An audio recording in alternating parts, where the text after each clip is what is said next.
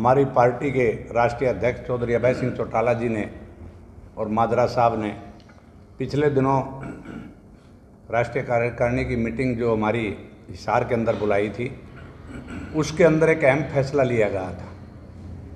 कि भारतीय जनता पार्टी की जो सरकार बुजुर्गों की पेंशन काट रही है और इतने लोगों को परेशान कर रही है, उसके बारे में एक अहम निर्णय लिया गया था कि हमारी पार्टी विधानसभा का जो सत्र 20 तारीख से शुरू हो रहा है, उससे पहले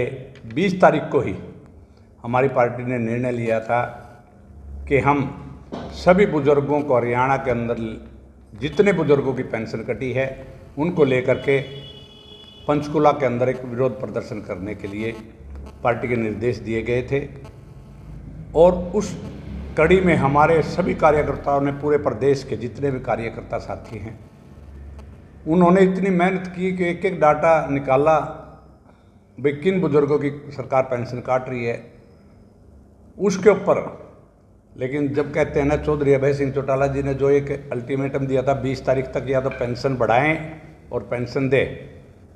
आज भारतीय जनता पार्टी की सरकार ने झुकने का काम किया और चौधरी अभय सिंह चौटाला जी ने जो 20 का फरमान जारी किया था, उसको देखते हुए सरकार ने अब पेंशन भी डाल दी और 200 रुपये बढ़ा भी दी। तो ये इंडियन नेशनल लोकदल की बहुत बड़ी जीत है। और कहते हैं ना, सरकारी झुकती है, झुकाने वाला चाहिए। तो सरकार को झुकाने में जो अहम रोल चौधरी अभय सिंह चौटाला जी ने किया है, उनकी पार्टी के जो हमारे प्रदेश अध्यक्ष रामपाल माजरा जी ने, जिन्होंने ये आदेश दिया था कि हम ये 20 तारीख को ये प्रदर्शन करेंगे, उससे सरकार डर गई और डर करके आज बुढ़ापा पेंशन भी डाली है और 200 रुपये भी बढ़ाए। तो ये हमारी इंडियन नेशनल लोकदल पार्टी के बुजुर्गों का, हरियाणा के बुजुर्गों का मान सम्मान की जीत हुई है। और हमारी पार्टी ने 20 तारीख का जो पंचकुला के अंदर था उसको कैंसिल करके अब एक निर्णय लिया है। वो अहम निर्णय भाई हरियाणा के बुजुर्गों के साथ जिला हेडक्वार्टर पे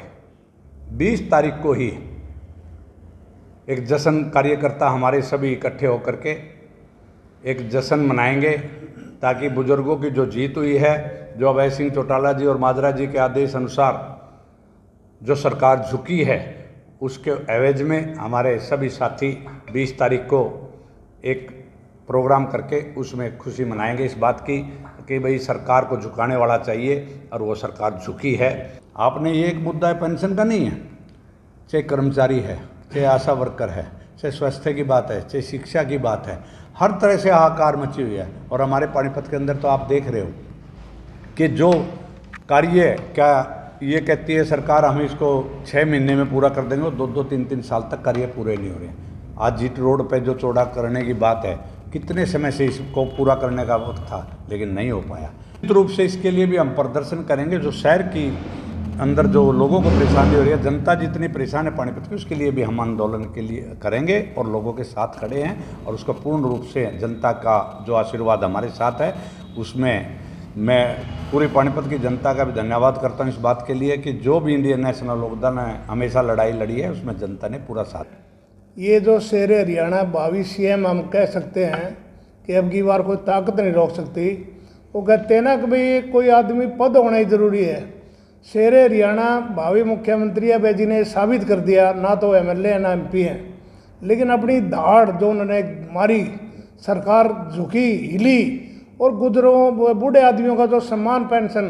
ताऊ देवीलाल ने जो उनकी जिस नीति के अनुसार बनाई थी, उनके मान सम्मान के लिए, उस मान सम्मान को बीजेपी सरकार ने इनकी पेंशन काट कर ठेस पहुँचाने का प्रयास किया था। लेकिन ये अभय जी की मेहरबानी है, ये पहला शेर है, पहली इनेलो का ऐसा नेता रामपाल माजरा जी और शेर अभय जी कि जिसने ये उचित समझा कि भाई गुजरों के मान सम्मान के लिए हमें लड़ाई लड़नी पड़ेगी, ताऊ की बनाई हुई नीति में चलाना पड़ेगा। तो उन्होंने जो प्रयास किया, जिस धूमधाम से, मेहनत से जो ये सारी मीटिंग बुला कर जो अपने हरियाणा में तहलका मचाया,